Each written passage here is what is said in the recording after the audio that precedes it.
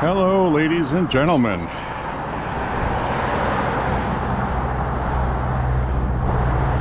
Of the internet. Well, I'm going for a walk on a beautiful, sunny, cold afternoon. As you can see, we've had a couple of inches of snow out of the blue, literally. As you can see that. So, with that, I didn't walk yesterday because,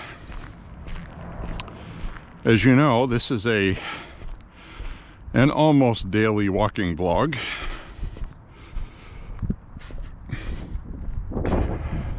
Still a little breezy today, but yesterday the wind was incredible. Very windy, very cold. We had some snow blowing around all over the place.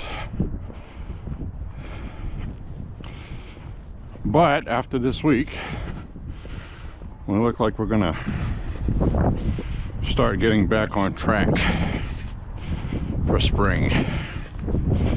But not until we have a big snowstorm tomorrow. So we see a squirrel running across the road, up the tree. There he goes. So we get this nice, beautiful sunshine today.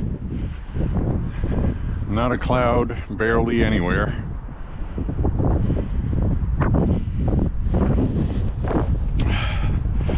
I do apologize for the wind. I can't control that, but this does have a pretty good auto wind canceling feature. You don't hear a lot of really loud wind like you do sometimes with a cell phone. So it does a good job. It just makes the audio monaural instead of stereo, and kind of muted and muffled a little bit. But it's better than listening to wind.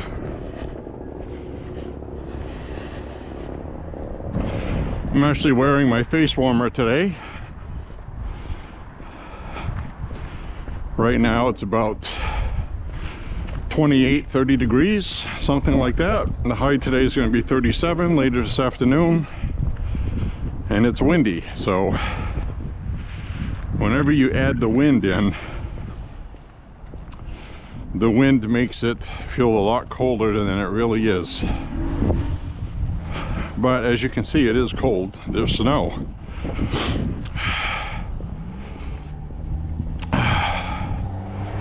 So anyway, snowstorm tomorrow. You know, these weather people today, I don't know what it is with them. They don't use intuition. They don't use methods that weather people used to use back in the day. They use computer models. They use a European one. They use the American computer model. And they do things like that. But they don't use intuition, their own common sense. So let's see what they're doing over here. I'll walk up here so I don't get run over. Looks like they're digging up. I think they're fixing the, yeah, that's the Lewiston Public Works. They're fixing those water spigots I was telling you about.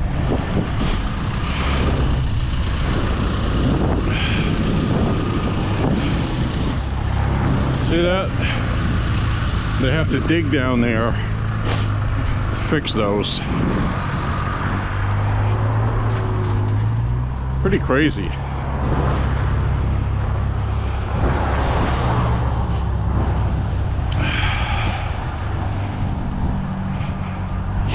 Yep, it is chilly today. My face is cold, so I gotta pull my face covering up. It's kind of deceptive because we get this nice, beautiful sunshine that looks like spring. but it ain't. So anyway,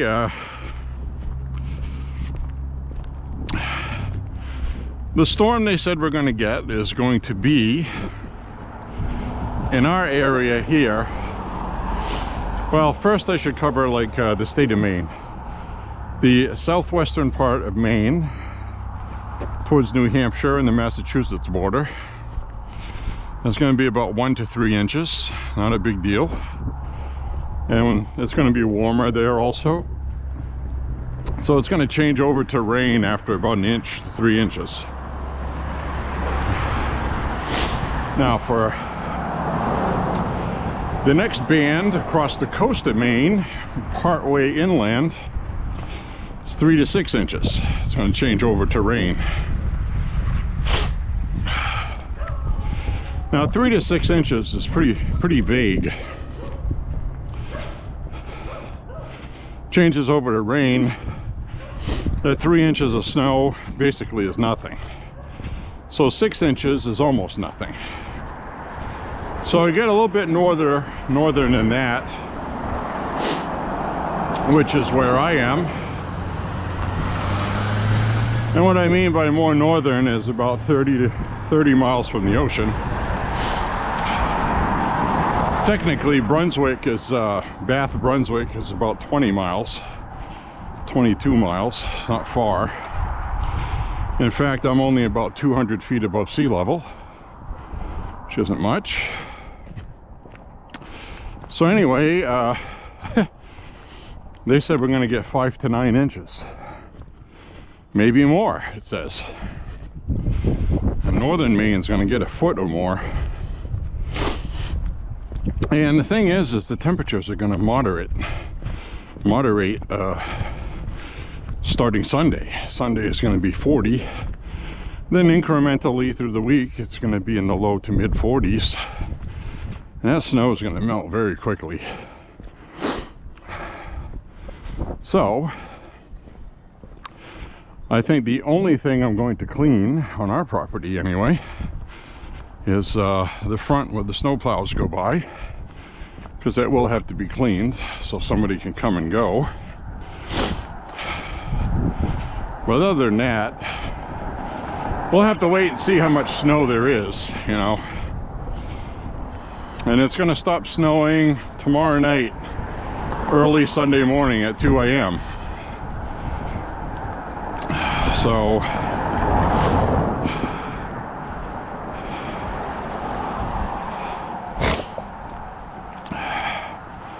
I think the back part of the property, not going to bother cleaning the snow. It'll melt. And the coming and going paved part, might clean that. We'll wait and see after it's done snowing. Now the other problem is whenever we get a mix, we never know what it's going to be until it happens. So as you can see, it's been cold. That water right there is starting to freeze. It's got ice on it after being free flowing. So welcome to Maine. If you don't like the weather, wait 5 minutes. Beautiful sunshine today. It's going to be a mess tonight, tomorrow.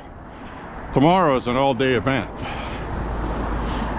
So, in other words, it's a heavy, wet snow that normally it's not a really big, bad storm. The problem is it's going to take its time leaving. So it's just going to kind of like hang out over us, snowing all day. And then it is going to change to rain. Now, we've had snows similar to that I've cleaned, where water was running down the street with the snow. It was all slushy. And the snowblower was throwing water out of the chute. That's how bad it was. So, going for a 6-mile walk today, by the way. So anyway, I'm anticipating it's going to be a mess. It's going to be a hassle. And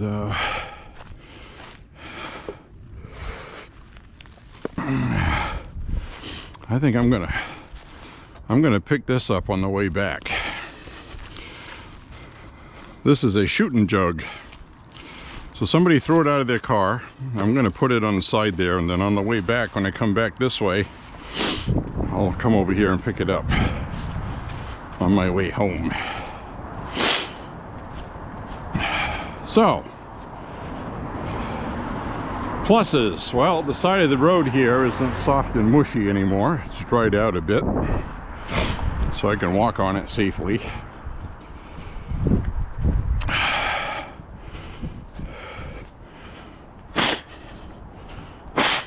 Whew.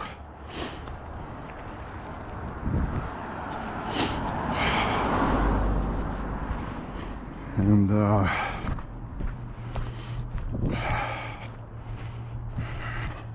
see, right now the wind is a little calmer and the sun is warming me up. I'm wearing my big thick hoodie, so in parts of this walk I'm going to be too hot, and other parts it'll be comfortable depending on the wind.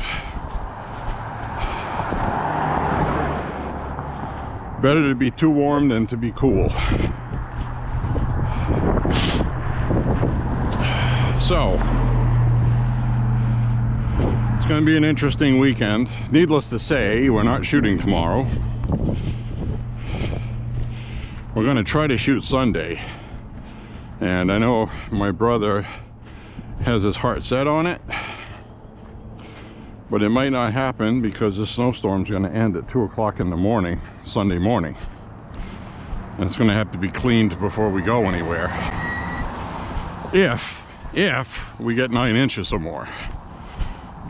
Now, if we end up where they under-predicted how much snow we get, which is usually what they do, you know, because ratings, they like to fluff everything up, get people talking.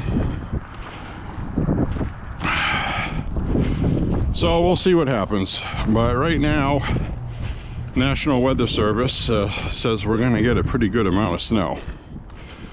So I'm not going to count on shooting this weekend. And I know my brother is like, well, I'm going to be working in North Carolina in 3 weeks. So this is one of 3 weekends I've got to shoot, and I have to go shoot. I'm like, okay. Well, we'll see how that works out. I want to go shooting too, because we got all kinds of water jugs to shoot. I want to shoot some 30-30 from my Marlin lever action rifle, my vintage one. That thing is so accurate. Iron sights. I shoot at about 40 to 45 yards at the water jugs. Offhand, just standing. Which in my opinion is the best way to learn how to shoot. There's a lot of people that shoot off tables. And, you know, if you want to go to a range and rest the gun on a sandbag so you can put 3 shots in a 2-inch radius, well, you know, if that's your excitement, that's fine. You can't do that shooting offhand. You can get a pretty good grouping though, just shooting offhand, but you know, you're just standing holding it in your hands, using your shooting skills. Time, 21 minutes, 6 seconds. So the woman in my pocket said I just got to a mile. And so anyway, that's what's fun about shooting. People can do all kinds of different kinds of shooting. Older people that don't stand so well, or maybe someone that's not as healthy. Bench shooting is absolutely wonderful. I'll probably do that someday when I'm too old to walk around. If I'm using a walker, just plop my can down behind the bench, get out of my way and let me shoot.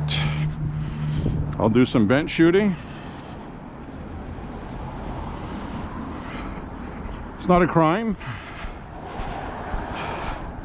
I'm just saying, when you are standing and shooting offhand, you have elements like the wind, sun glare. You turn one way, you get a different kind of sun glare. Then you get hazing off the barrel that you have to deal with. If if your barrel's hot, which your barrel should be hot if you're shooting. And you know, I really appreciate people that shoot 400, 600 yards from a bench or a rest. That is like sniper skills, so that's a whole different thing altogether. But I can't see shooting 100, 150 yards on a rest, because you're not really displaying your shooting skill. Sure, you're putting the ammo to the test and the rifle to the test accurately, which is good if you're into that.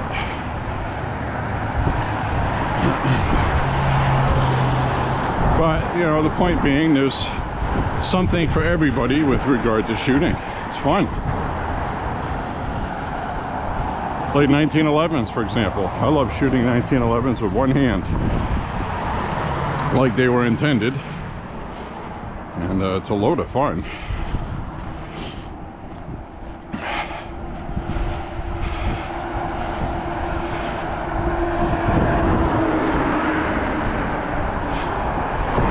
So anyway, we'll get our walking in today. I'm going to do 6 miles. Didn't walk yesterday, as I stated. There's another jug. I gotta bring my backpack with me because I see jugs like that on the side of the road often. It really wouldn't be a big deal to shove them in a backpack, but wearing this big thick hoodie, you know, and I do bring a backpack with me sometimes in the summertime, a couple of drinks in it. So you sweat a lot when it's hot and muggy, obviously. But the exercise is doing me good. I got my full stamina up right now. Very happy about that.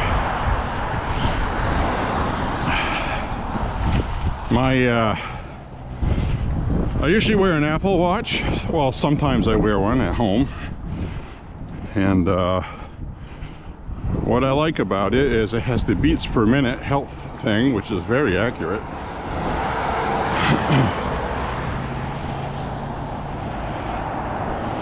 I got a new record low beats per minute yesterday, and that would be beats per minute while at rest. That's the thing. While you're just sitting there doing nothing, like maybe watching something, or it's a good way to test your heart health, basic heart health. Anyway, a well-conditioned physical athlete, like an Olympian, their beats per minute will be between 40 and 70, which is excellent. That will be at rest, sitting there doing nothing. So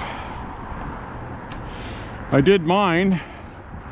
I got several readings in the low 50s, so I was very happy with that. The lowest one was 52. General ballpark was 52 to 60. So I had 58s, 54s, 53s, 52, 56, etc. Very happy with that. That is very calm. Absolutely perfect heart rate for a young person, and I'm 55, so I was very happy about that. Very happy. And all this walking is cardio heart exercise.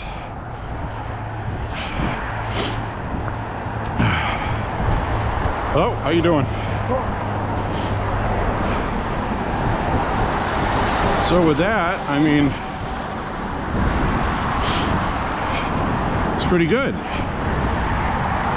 Damn well pleased by that.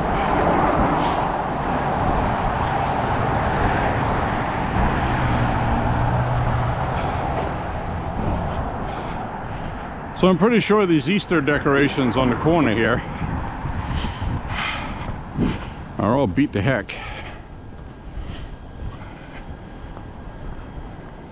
They have them on, they're inflated, but we had like 50-mile-an-hour gusts yesterday. Very windy, and it looks like they've recovered and they didn't suffer too many damages, but they're having a tough time right now with their decorations.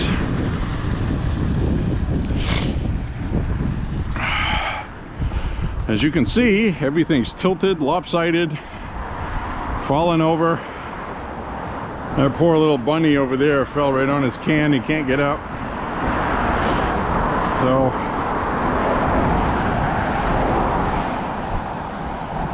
say a prayer for the rabbit. Say your prayers, wabbit. Yeah. You know I had to do that. My little doggy friend out here. Nope, not today. I'm going to take a walk around the corner here to avoid all this traffic. Some people like traffic. I don't really like traffic. It makes noise. Oh, look at that Jeep. Isn't that cool? That's a cool Jeep. Yeah. A fun buggy. So it was trash collection day. Now I didn't put the trash out last week on the sidewalk because of the weather. This week I didn't put it out on the weather either. Too windy. Past experience, you know.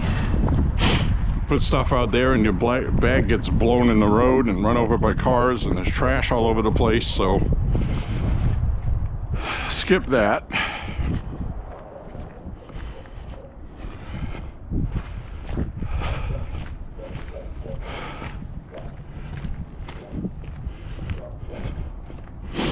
So anyways, we're walking. I gotta make sure my camera is still pointed where it's supposed to be.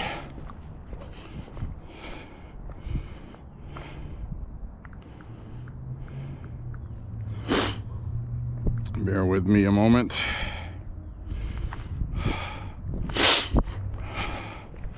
Reason why I'm doing that is I adjusted my hat to cover my ears. I want to make sure I didn't move the camera. So I'll stop recording and I'll be right back. Jeez, that turned into an adventure.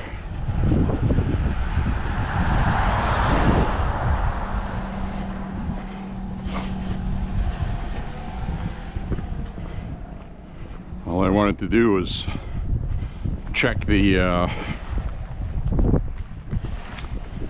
angle of the camera, and all hell broke loose with the apps.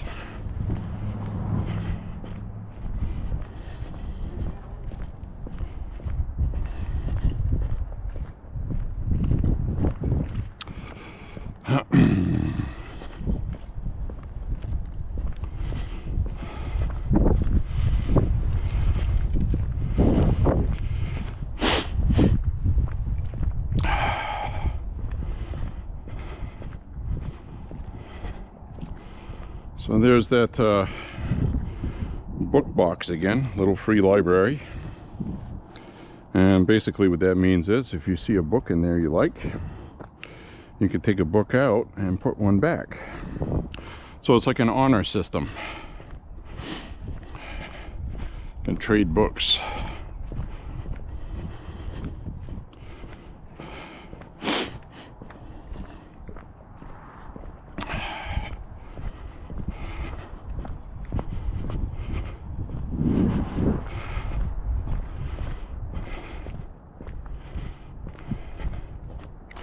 So I'll get my walk in the books today, which will be very nice.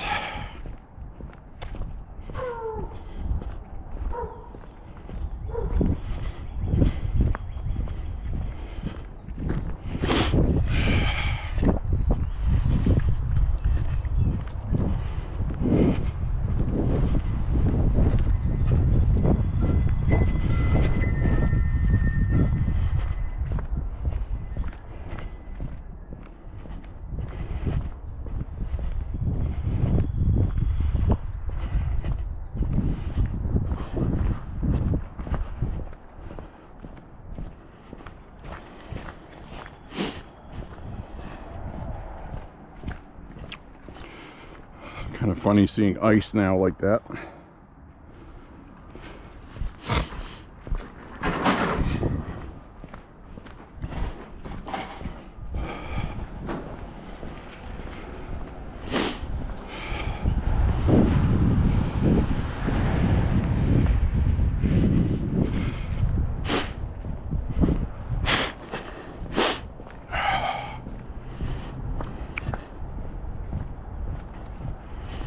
So that big Caprice that was here got moved.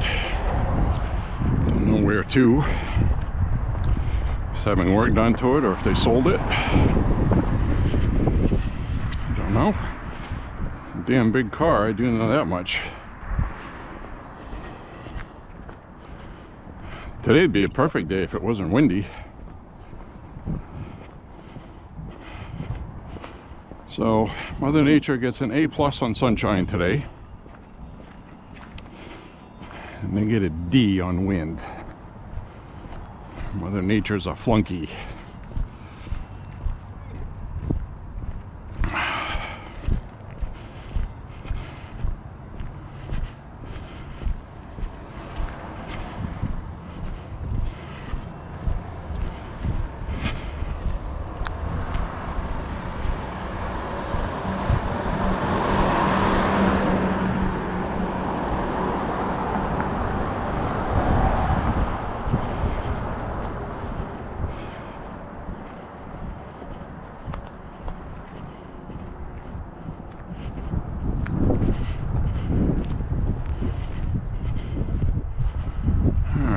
Up here, United Ambulance Training Center.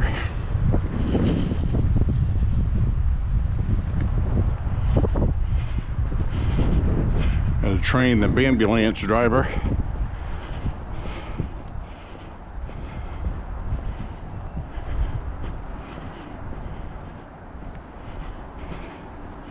Always reminds me of that story of that guy that thought he found roadkill. A deer had been hit by a car.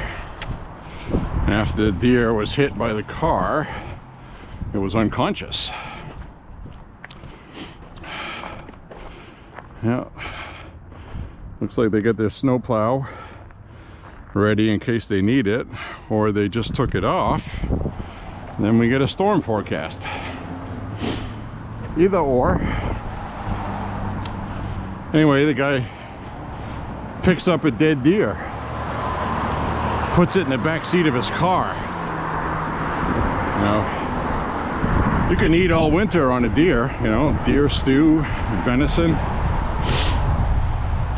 Well, at least a good part of the winter anyway. So he picks up the deer, puts it in his car, and the damn thing wasn't dead. It woke up inside his car, started thrashing around, and this guy called 911 about it, and he said the deer bit him in the neck.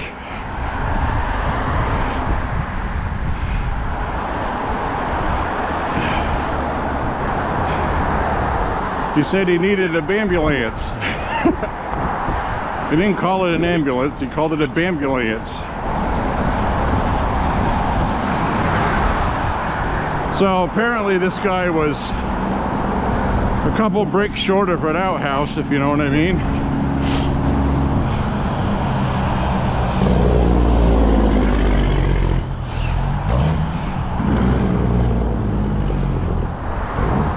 I think stuff like that is hilarious.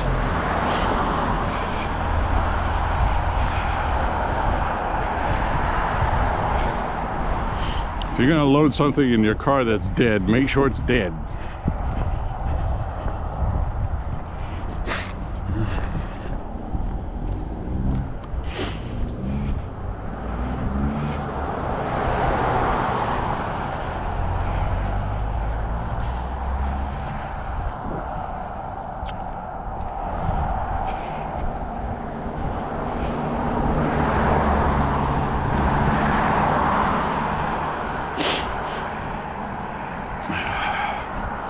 Anyway, V-Man, thank you for watching my previous video.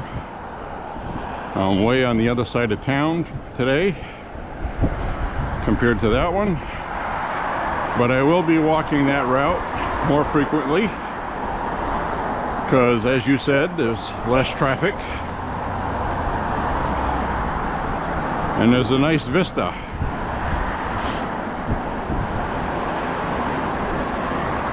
And that's always good.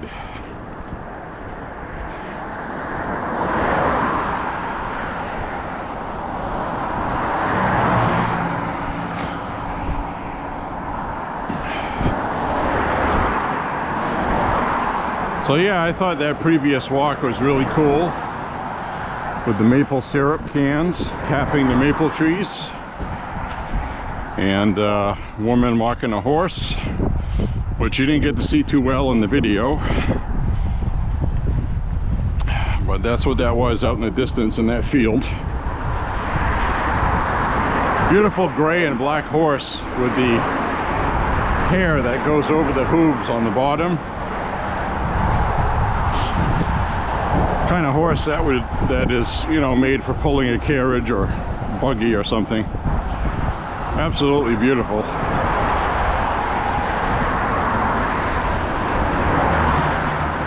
Now, I don't want to say the horse was made to do that. I mean, that's the type of horse you would use. I should state that correctly.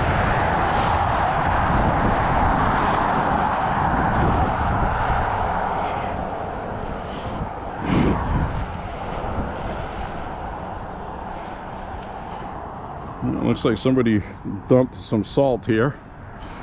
Looks like it was a salt truck who stopped to make a turn and kept leaking salt. And while that looks like salt, it's actually calcium chloride. It's better effective at melting ice because salt on its own changes the freezing temperature of water to about 20 degrees from 32, and calcium chloride is effective down closer to 0. The downside is calcium chloride's more corrosive to your vehicle that you drive and the parts underneath, fuel lines and things like that.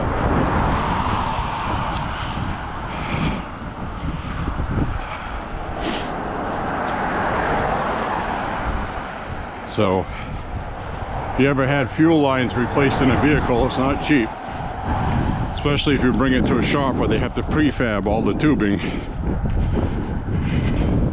It's at least 10 hours in labor at $100 an hour, so do the math. It's an expensive repair.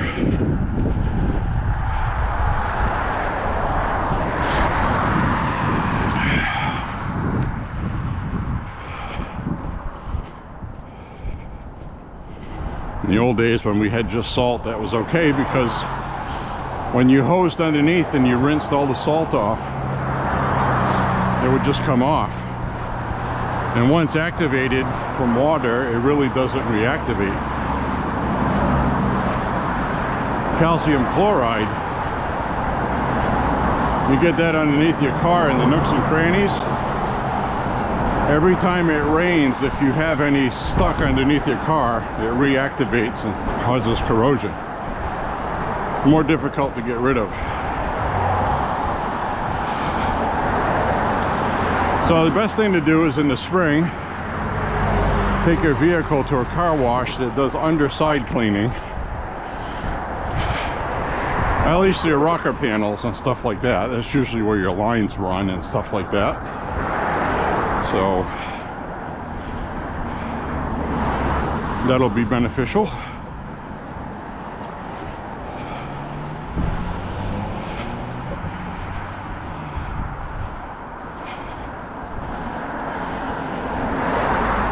My rust areas are between the two rear wheels on the trunk area. I have a composite material in the wheel wells, which is good. And if you look at a a Mustang from the 2000s, the vent that's on the side in front of that on the body behind the front door is typically where those rust also. So in the spring I shove a hose nozzle under there and I hose out that area where stuff sits in there. You get stuff in there like those maple tree helicopter seed things, pine needles, things like that. Stuff that stays in there, and then when it gets wet, it stays wet and causes rust. So either blow that out with air or use water, one or the other. The water will dry. And the underside, where my trunk is, I spray underneath with fluid film. If you're not familiar with that, that's basically WD-40 that's been gelled. And when you spray it, it sticks. In the last 6 to 8 months, generally. Waterproofs, whatever it covers. So, prevent your vehicle from looking like an early 80s Subaru Brat, where the whole rear quarter just rusts away and falls into dust.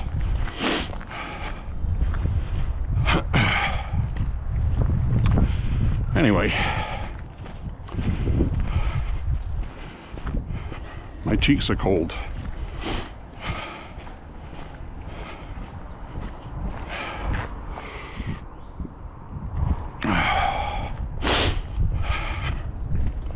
My cheeks are cold.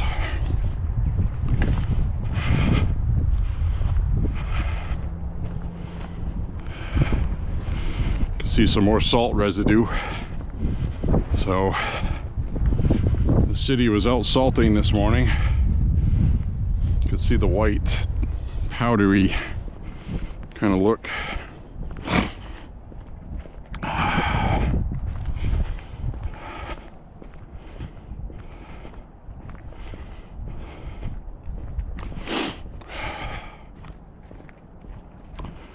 Oh yeah. The only good thing about it being colder is I walk faster when it's colder because I want to hurry up and get home.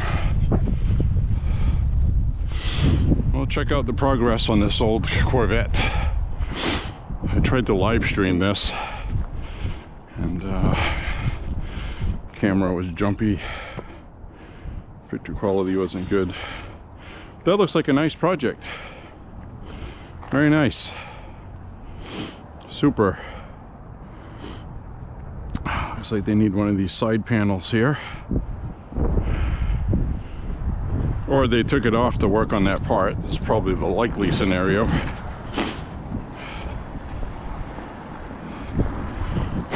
Anyway, cool looking car. It's got a nice sight line on it. I like that.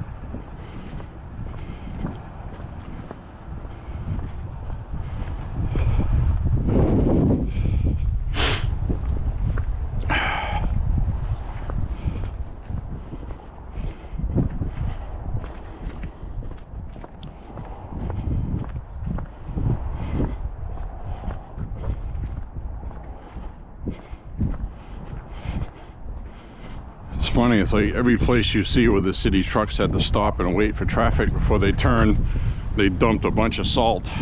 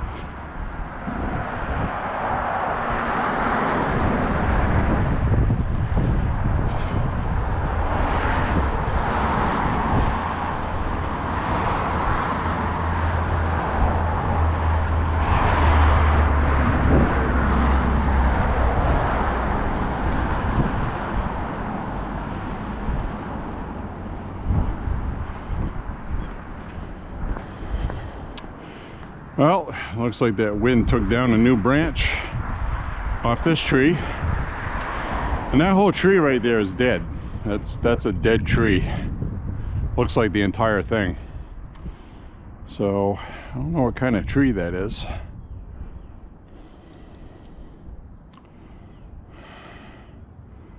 Looks like old maple leaves here, but I can't really tell because, actually, yeah, looks like old maple leaves if it comes from that tree. It looks like there's not really much of it left that makes leaves.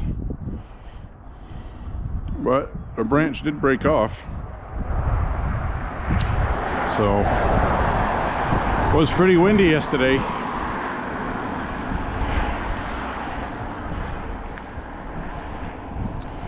So I'm glad I didn't go ahead and clean the debris in the backyard yet and burn the brush, because it's not done being winter yet. And I think I talked about that a few walks ago. Not doing anything till the first or second week of April. On a nice calm day when there's no wind, so I can burn stuff without burning down a whole hillside neighborhood. So, and we'll see if this two big trees right here next fall make the nice bright orange display, reds and oranges, when the leaves turn. Last year it was really awful looking because of all the rain we got. It ruined the fall foliage seasons, what it did. Maine is tremendously beautiful in the fall. Last year was okay, but not anything major. Hi, how you doing? Good, you.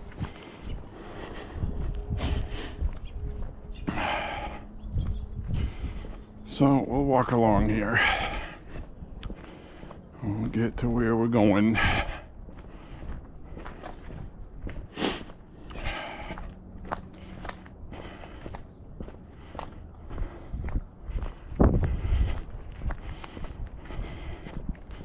See all the sand in the road here.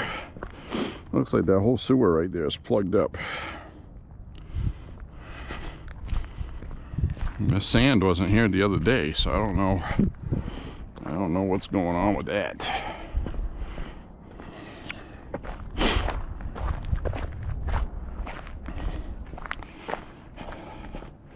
I don't know what's going on.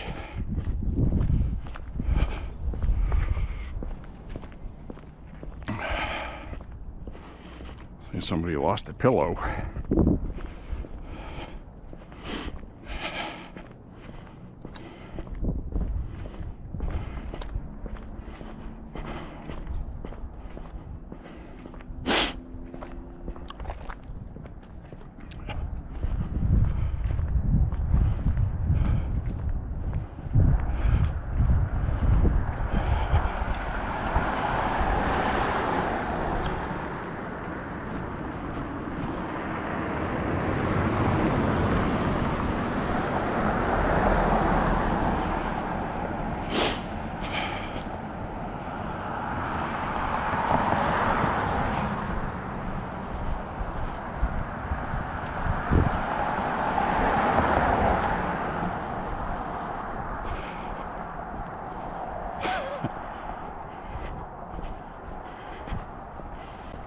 Yep. Got Easter coming and we're gonna get inundated with snow. Happy Easter, everybody.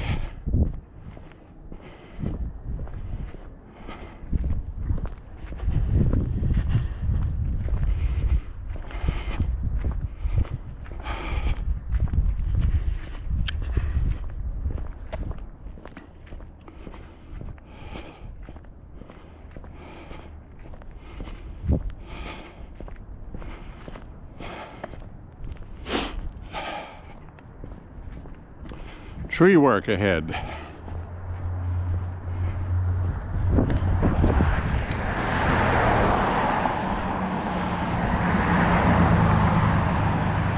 Single lane. doing some tree work.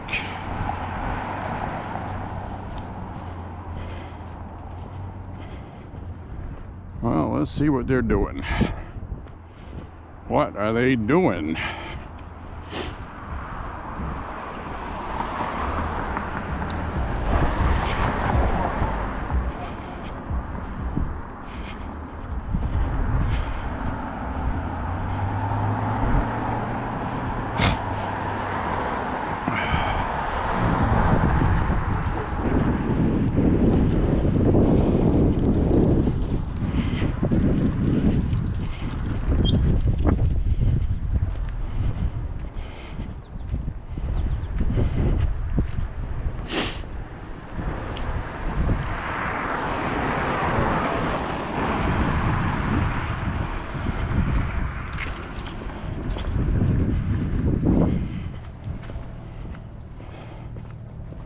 Distance 3 miles.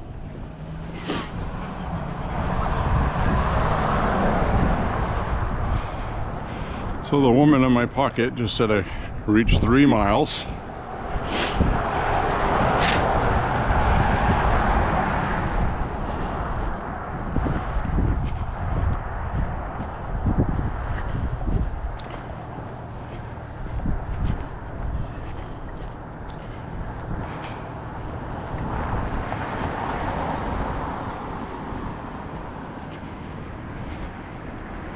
What are they doing to the trees? Well, you see a couple of lines. All right, I'll cross over here.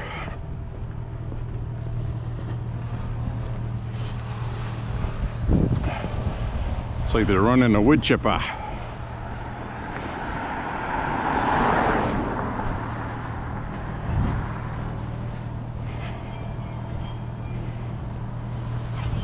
Wonder if that's a new tree problem from the wind we had yesterday, or if they're still fixing the old storm.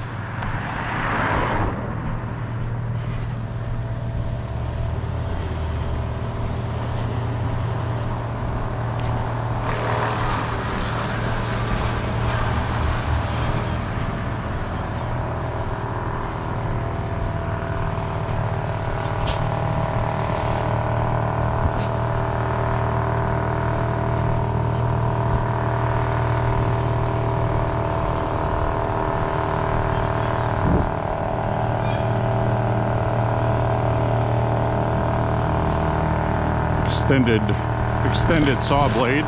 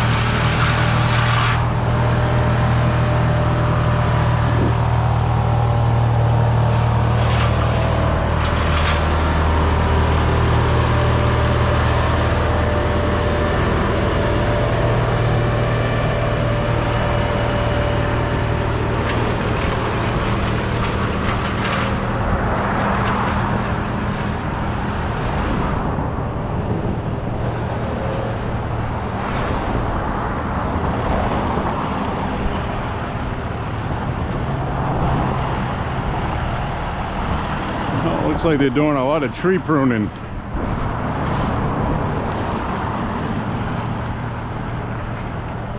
The wood chipper.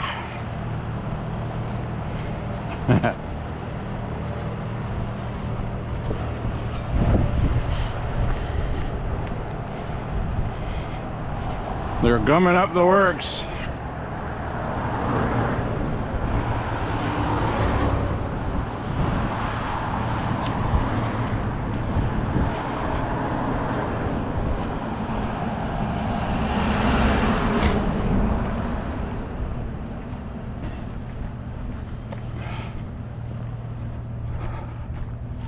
Hey, What are we doing? how are you?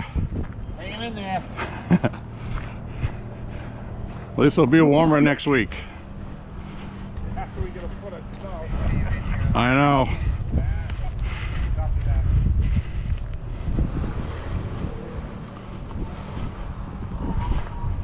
Yeah, it'll be warmer next week after we get a foot of snow, he said. As far as I know, we're getting 5 to 9 inches.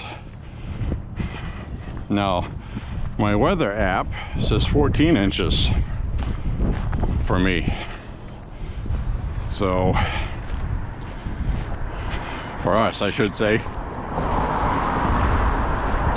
Meaning the peoples of Maine and the immediate vicinity thereof. So I gotta spot the cross here.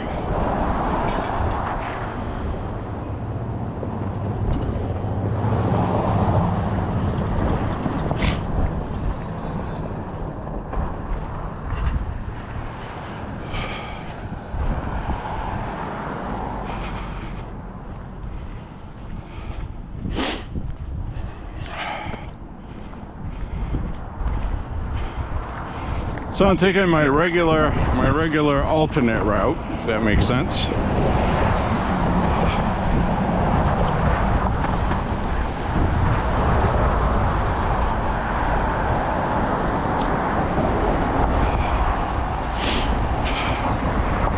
You know, I gotta tell you, YouTube has been really generous with regard to file sizes and size of uploads.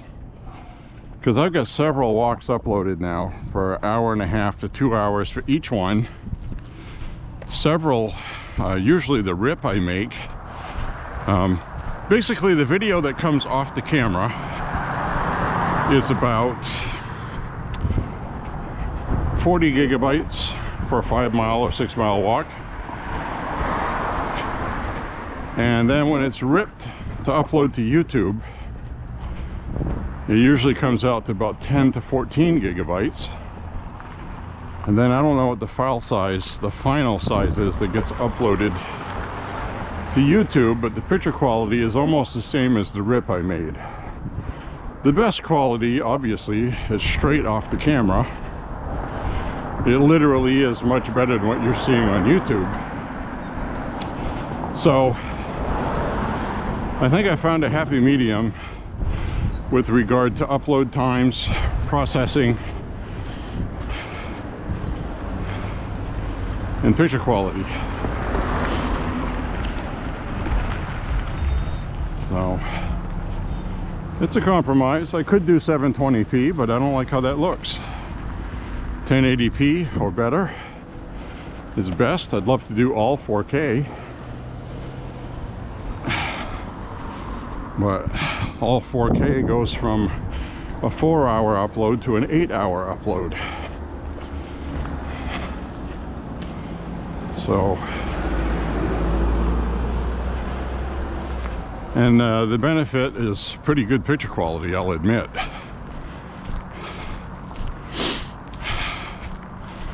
But it's still, I'd have to use better ripping software, better internet connection, bigger hard drives, bigger everything. And I'm just not doing that, so we can get the job done with this. Anyway, the point being, YouTube hasn't put a limit on how many uploads I can do and disk space and stuff like that. So that's actually been pretty good.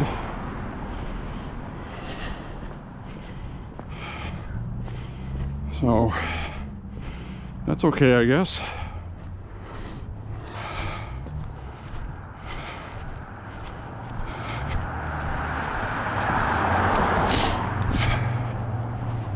We're doing good. We're doing well.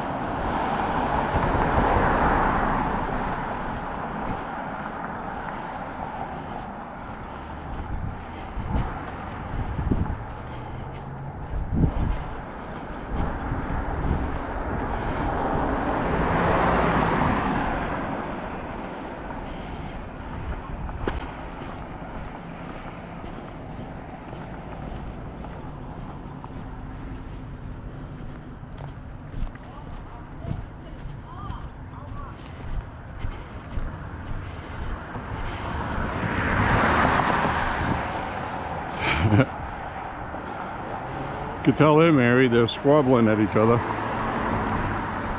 about a setting on something.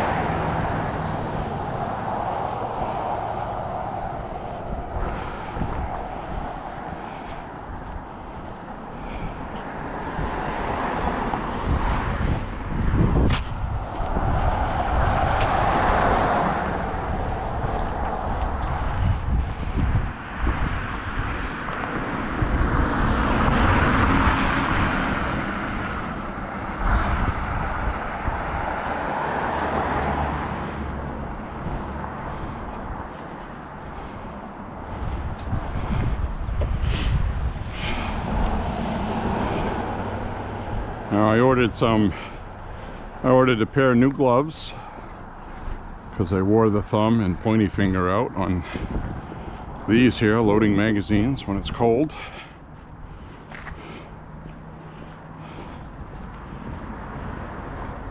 I got the ones I ordered are ones that you can it has the cell phone touch on the fingertips, because with these are batting gloves. You can see the thumb's worn out and the finger is worn out. That's from stuffing magazines while shooting. So with gloves like this, if you don't have any touch sensitivity for your cell phone, just touch the tip of your tongue with your glove and get it wet, and then it works. So that's what I do anyways.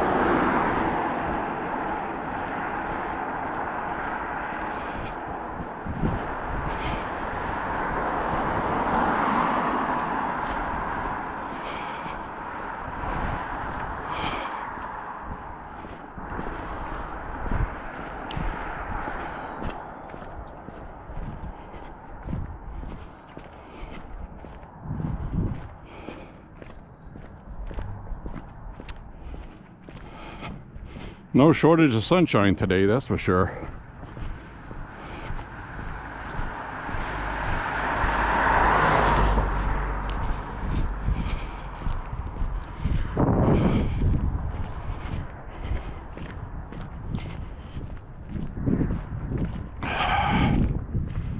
No, sir.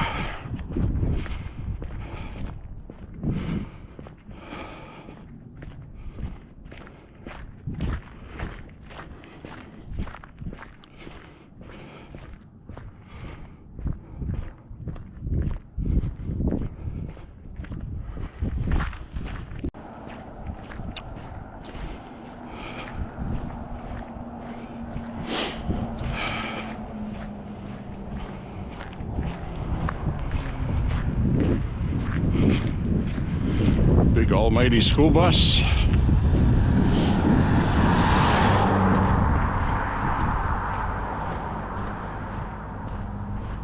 Distance 4 miles. Time 1 hour 15 minutes 1 second. 4 miles in an hour 15.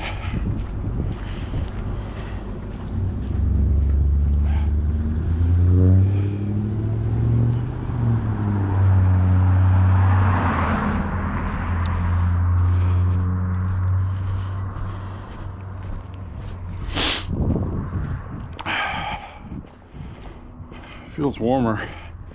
Starting to warm up a little bit. The high today was supposed to be 37, 38. And when I left the house, it was about 30. A little bit colder than freezing. And it definitely feels like it warmed up a little.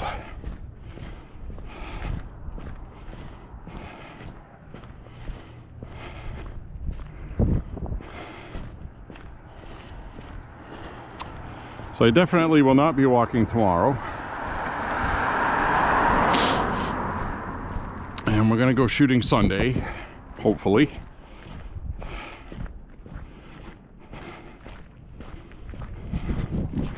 I'm not gonna worry too much about that. That would only be if we got like 12 inches of snow. And then the yard would have to be cleaned. And like I said, most of the problem's out front where they snow plow. That's really where the problem is. So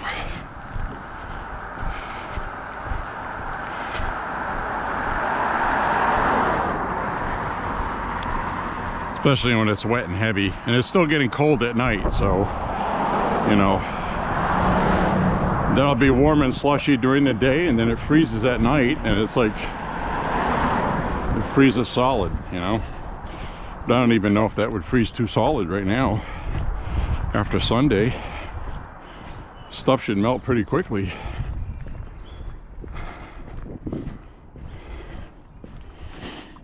The angle of the sun now is strong, and it's up high in the sky rather than on the horizon. So perfect example is my car was covered in snow yesterday, a couple inches, and it all just melted off by itself just from the sun. And that never happens in the wintertime. You have to clean it. So it shouldn't be too bad, I don't think. So tonight I'll be hanging out indoors, maybe watch a movie, play some records, some vinyl records. Be a good night for that. And then tomorrow, bad weather all day. It might be more of the same.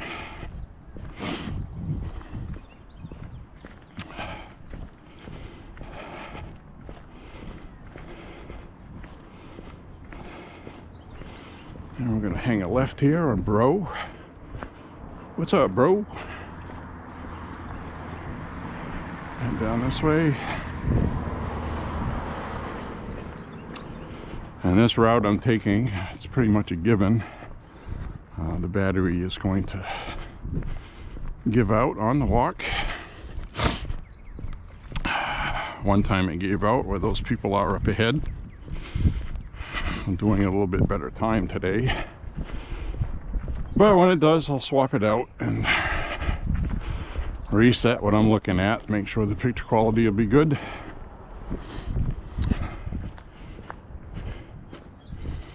Wow, this is the politest sign I have seen, where basically the sign should say, "Don't let your dog shit on my lawn." And here it says, "Be a good neighbor. Please clean up after your dog." That's like a really polite sign.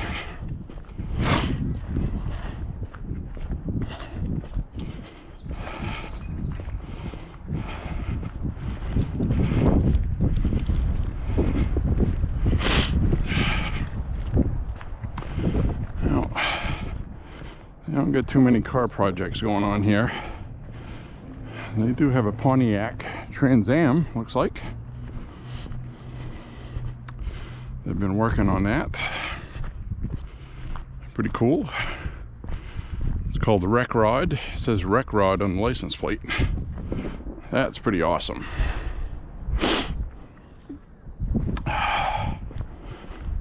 That's pretty cool.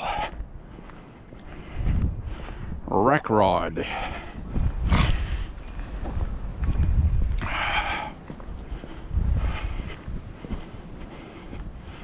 Oh, somebody's walking a pretty white dog up ahead. Hopefully the dog doesn't attack me. Pretty white dogs usually don't. It's those ugly, fat, muscle-headed ones that I don't trust. Some of those pit bulls, man, their freaking head, they walk by you while you're walking by them, and their friggin' head is the size of your chest. I mean, their friggin' head on a full-grown certain breed of pit bull, the entire head is just a muscle with jaws in it. I didn't put brain in there because, you know, they don't have those either. Muscle head. There goes the white dog.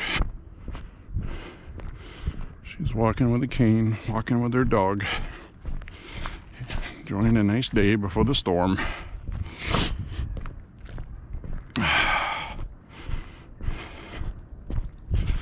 Well,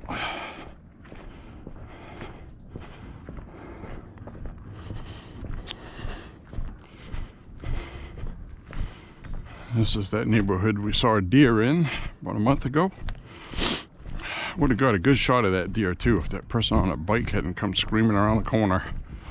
Spooked it. I would have got a nice camera shot. Oh well. In the summertime here, this is a nice view because all these trees have leaves on them. We need some leaves. We need leaves.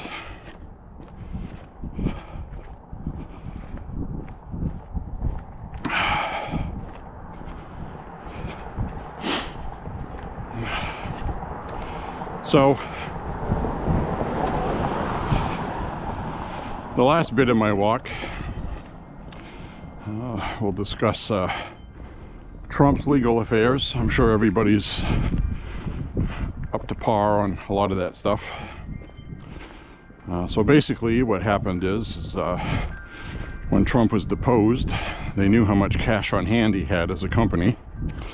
And companies do things, you know, like they have revolving credit for payroll, maintenance, general day-to-day operations. And it usually revolves on credit. And the thing with businesses is you're trying not to use as much as your money as possible and going through the banks. So when somebody says, oh geez, somebody's worth $3 billion and they can't pay their fine, they were lying. Well, it's the same thing like I explained in the last video. You know, you have your set day-to-day bills with your income, and then you get an unexpected big bill. You either have to sell an asset to do that if you have a timeline on it, or you have to borrow the money or use credit.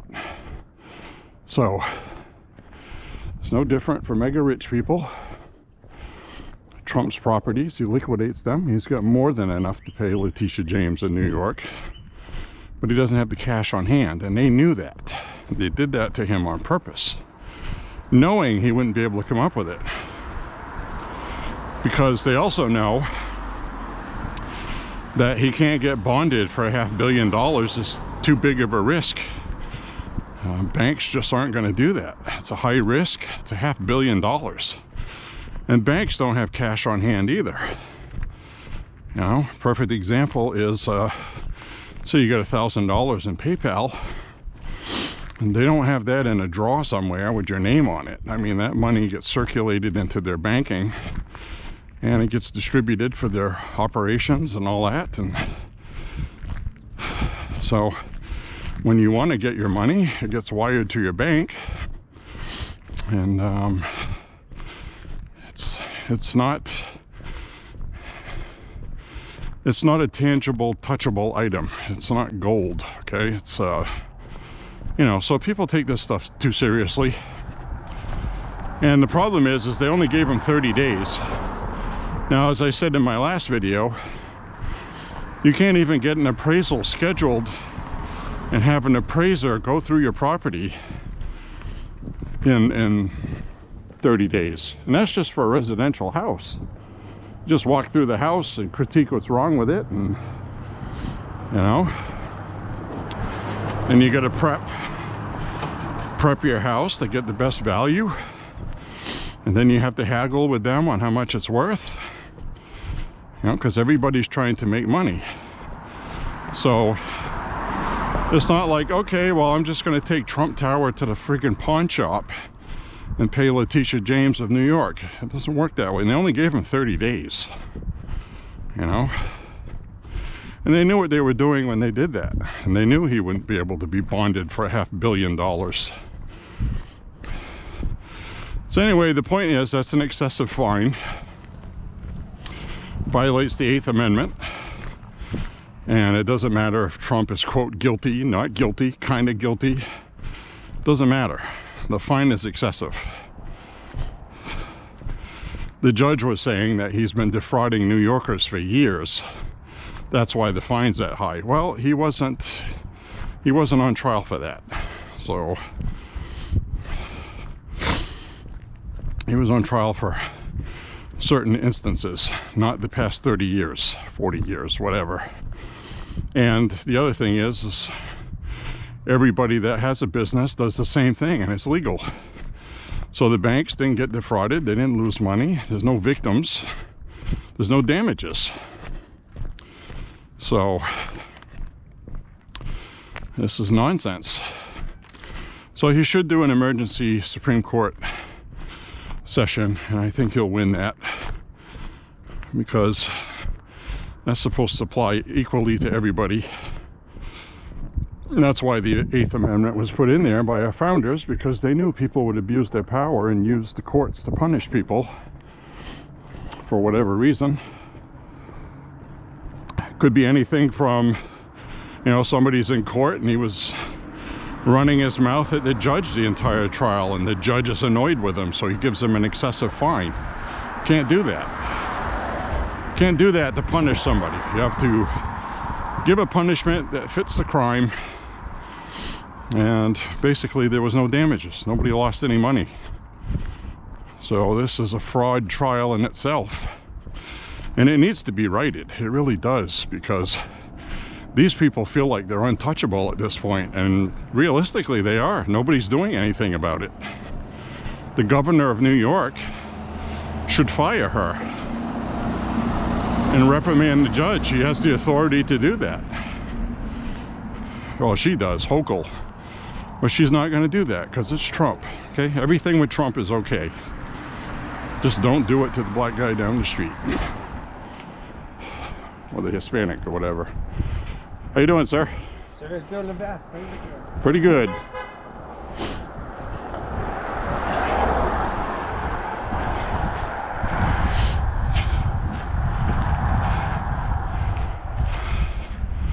So anyway, I've been seeing some Trump supporters running Give, Send, Go. And you need to be careful with that. I hate to say it, but it's a money-making scam operation, or it's legit. There's no way to tell unless somebody officially associated with the campaign does it. And I think that might violate campaign rules. Had to change the battery. I knew that was coming.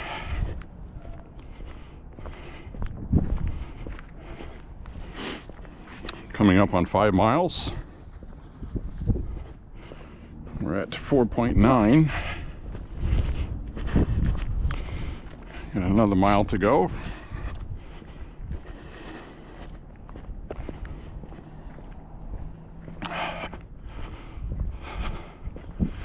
So anyway, we're going to see what's happened with the election coming up in a few months. The district attorney, Bragg, DA, that dude in New York that won't prosecute people for violence on the subway, but they'll prosecute Trump for paying off Stormy Daniels. So that's one of the charges. They're going to say that was a crime, and that was a pretty weak indictment. That one should be beatable because there's a statute of limitations on that, and they were trying to say that they're going to do a RICO thing. That seems to be what they're using. They're abusing the RICO statutes. Conspiracies to commit fraud, which was something they came up with to fight the mafia and organized crime. And they're using it for this, which is an abuse. 4 minutes, 55 seconds.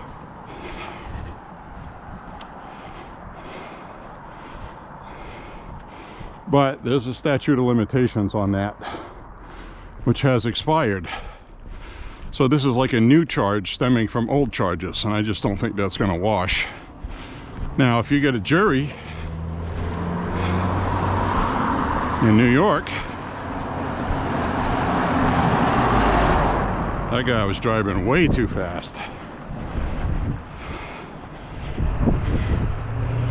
If you get a jury in New York, what's the odds that they're going to absolutely crucify Trump because they hate him and they've been brainwashed by the media? He's already guilty before the trial starts. So far, what Trump has been doing is he's been delaying legally. It's been effective. You get the Democrats are all upset. People like Adam Schiff. Department of Justice should have got this going sooner. So now the reality is setting in that, you know, that during your bloodlust, you weren't living in reality. Right now, the judge in Florida with the documents case, Judge Cannon, she's been pressing Jack Smith to show the evidence. What are you prosecuting him on for the Espionage Act and things like that? Because I think she's having a hard time seeing it and believing that they're actually prosecuting him for that, because there's no charges there. And she knows, like everybody else did, that Jack Smith held information from the jury pool, the grand jury, for the indictment to begin with. So this case is right on the verge of being tossed, which would be really good. Former president of the United States being dragged through the mud like that is a disgrace.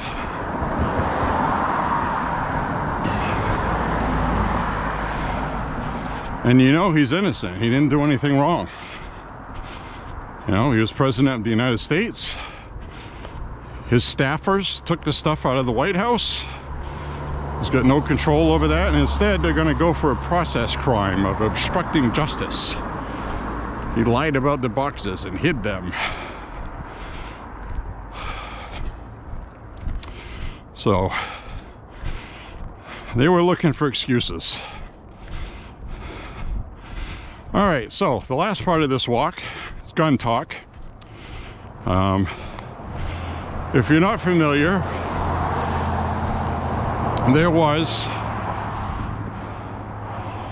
an incident in Arkansas for the director of the Bill and Hillary Clinton Airport.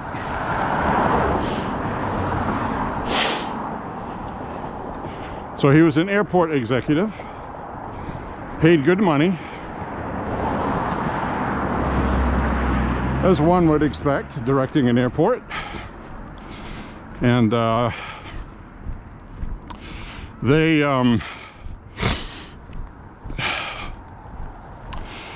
ATF and FBI got a warrant.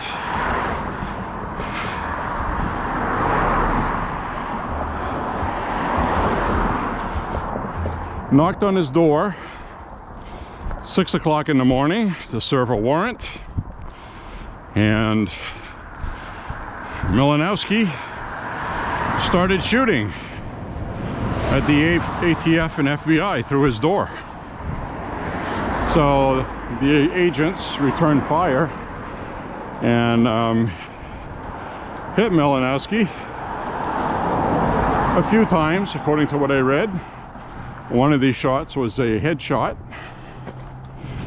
and he was in the hospital where later he died. So the warrant was finally released. I read the entire warrant. I know, get a life, right? Well, what triggered the ATF, and I'm kind of on the fence about this, okay, because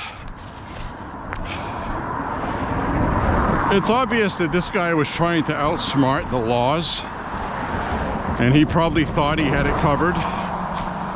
Because I can tell you right now, he wasn't doing this for money, okay? He made good money at his job. He was just doing this because he's into guns. And okay, I'll just cut to what he did, okay? He would buy tables at gun shows, which is legal. And Arkansas law is similar to Maine law, where you can sell used firearms and you don't need to use an FFL. So he was buying a table and selling firearms. The problem is, and a lot of this is just on the say-so of the undercover agents, so we don't even know if it's true, because I don't trust these people. I really don't. You be the judge, okay? So he would rent these tables and he would sell firearms. Now, what they noted was that most people that own firearms will keep the paperwork, the receipts and all that in their possession, and you know, because they, you know, sometimes it's a spendy item. So he didn't keep any of those records, and he was reselling the firearms. So the problem was, and this is really what triggers the ATF, is I believe the rule in place is if you buy the same model and make of firearm in a year's time more than twice, the FFL is required by law to notify the ATF. And that is a red flag that somebody is buying firearms and reselling them for somebody that shouldn't have a firearm. Which, that hasn't been proven yet. They were there with a warrant. The warrant said that they were to seize all the computer equipment, which is pretty standard these days. Electronic devices. Same thing they do when they raid a house for porn, kiddie porn, or other illegal things. If you're selling drugs and you're organizing online, they seize all the computer equipment.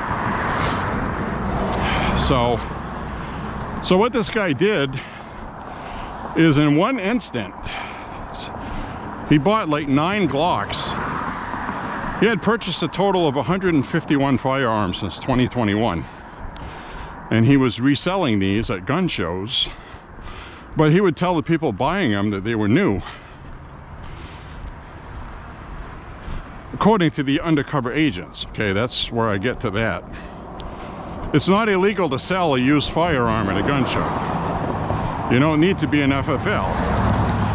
In most normal states like Maine, Arkansas, Missouri, places like that. If you buy a new firearm at a gun show, you need an FFL. So, he bought like 9 Glocks of the same model that were 45 ACP, I believe. 9mm, Beretta FS92s, multiple ones. And he also bought the AR pistols, classified as a pistol without a brace. So the thing is he bought multiple copies. He knew what he was doing. He was reselling them. And they said in a few instances, the guns weren't even 24 hours after he purchased them, he was selling them. So obviously, technically what he was doing, it wasn't illegal to use firearm. But they decided to get a warrant and knock on his door at 6 o'clock in the morning while it was still dark out. Maybe they didn't hear that there was a warrant. Maybe he decided that he knew he was guilty, he wasn't going to go to prison. Because the warrant also mentions that they were tailing him, surveillancing him, and he spotted the surveillance. So they said in the warrant, and what they told the judge to get a warrant, was that he drove through several stop signs and red lights, trying to evade being followed. And he cut across lanes of traffic on the highway to elude being followed. And the police never pulled him over. So this guy didn't have any idea. They're unmarked cars. He doesn't know if they're police or who they are. So, you know, let's say, because the warrant also states that he had gone to, quote, unsavory neighborhoods where they suspect that he was selling firearms to people that shouldn't have them, which may very well have been the case. 6 of the 151 firearms he sold turned up at what was called crime scenes. Now, in the media, that sounds like, okay, he sold firearms to somebody and they used it to commit a crime. You read the warrant, and this is why you need to read things on your own and not listen to the media, because they have an anti-gun agenda, is these were traffic stops. All 6 of them were traffic stops. They pulled somebody over, and they had marijuana in the vehicle. So on probable cause, they searched the vehicle, and they found the firearm in the vehicle. That was the evidence they had, because of serial numbers from the ATF forms that they picked up at the gun shop he bought them at. They keep those on record. Hi, how are you? So that's how they track those down. So all of them led to the same guy buying those. So the ATF had probably good cause to look into it and ask him questions. I don't know if they had enough there to get a warrant. There's no law that says you can't sell a firearm you buy within 24 hours after buying it. You could buy a firearm and sell it back to the store you bought it at 2 hours after you bought it. You know? So what I'm trying to find out is, what else was this guy doing? Because he wasn't doing it for the money. He didn't need the money. He really wasn't profiting that much because he was buying a new firearm for a price that was in the store. And he wasn't a licensed FFL. Now I'm thinking, why didn't he just become a licensed FFL? He had a clean record. He had money. He could have gone through the process to do that. So what was his motive and intention for even doing that? We're never going to know now because he's dead. But it was an interesting story that I was reading about, and I just thought I'd share it with you. The affidavit is available online. If you do search around for it, you'll probably be able to find it on a Google search at this point. The government does make that stuff available. So we got a lane to cross here. So anyway, after evading surveillance and then somebody knocking on his door, probably pretty loudly at 6 o'clock in the morning, he probably just didn't take any chances and opened fire on his door. Maybe he was paranoid. Maybe he didn't hear that it was the ATF and FBI with a warrant.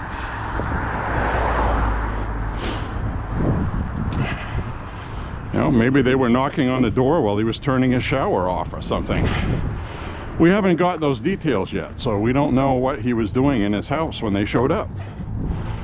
But the biggest problem I have, and you'll probably relate to this, is every time there is a shooting with a white guy, whether it's with police or whatever, it's on the front page of the media, and they talk about it endlessly for days. All right, so let's look at this. He's in Arkansas, a red state, obviously a Republican. Executive, he's a director of an airport. Okay, pretty important guy. He's lily white with red hair, and he used an AR rifle.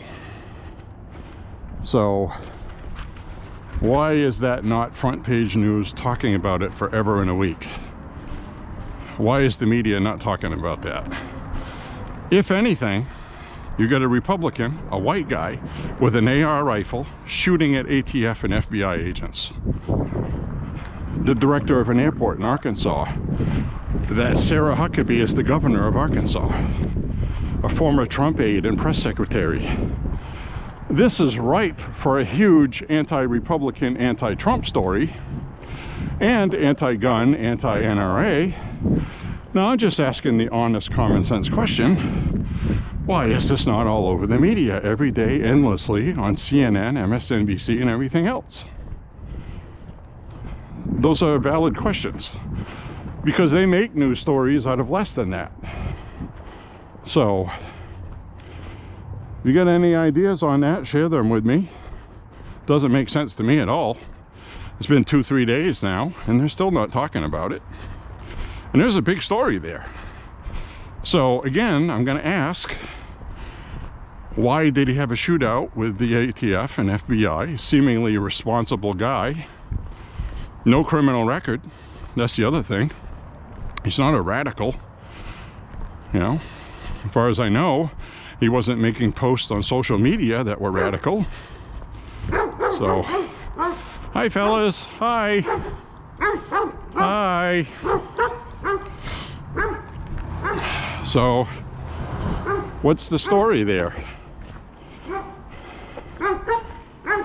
What's going on with that?